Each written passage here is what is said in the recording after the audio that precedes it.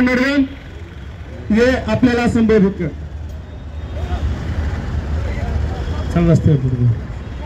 आज या महाराष्ट्रात चाललंय काय? 3 वर्षाची चिमुकली पण त्यांना परवडत नाही का? या गृहमंत्र्याचा जाहीर दलित पॅनलच्या तर्फे निषेध करण्यात येत आहे.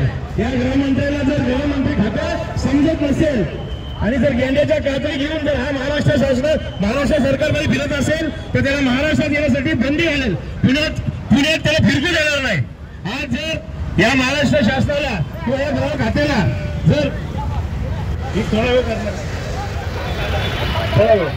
आज माझं म्हणणं एवढंच आहे की आज 3 वर्षाची चिमुकलीवरती बलात्कार होतो आणि त्या मुलीला दगडाने चिरडून त्याचं दोस्त तर फोडून त्याला मारून टाकण्यात येतं.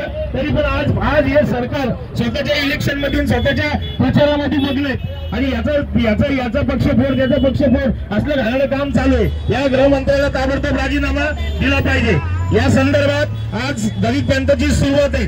पुण्यातून सुरुवात केल्यानंतर सर्वांना माहिती आहे पुणे हे शिक्षणाचंच माहेरघर नाही तर आंदोलनाचं पण माहेरघर आहे. दलित पॅनलची सुरुवात पण तुम्ही पाहिली असेल तर पुण्यातनं झाली. तर पद्मश्री नामदेव ढसाळांच्या या दलित पॅनलतर्फे आज या अशा घाणेरड्या कृत्याचा जाहीर निषेध करण्यात येत आहे. तर आज सर्वांनी आता घोषणा द्यायच्या. या गृहमंत्र्याचं करायचं काय? या गृहमंत्र्याचं करायचं काय? या ढिसाळ शासनाचं करायचं काय? या पोलीस प्रशासकांचं करायचं काय? आमच्या चिमुकली यज्ञाला न्याय मिळालाच पाहिजे. आमच्या चिमुकली 3 वर्षाच्या यज्ञाला न्याय मिळालाच पाहिजे. कोण म्हणतं मिळत नाही?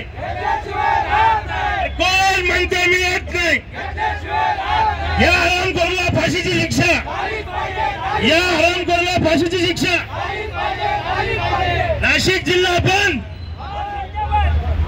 नाशिक जिल्हा बंद झालाच पाहिजे.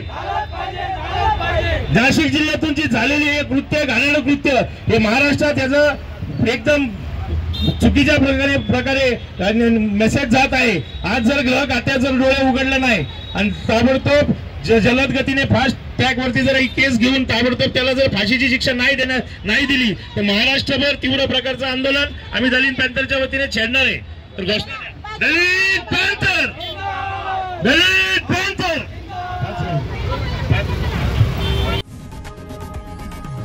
लोकशाही मराठी ऐका, पहा, जागरूक रहा.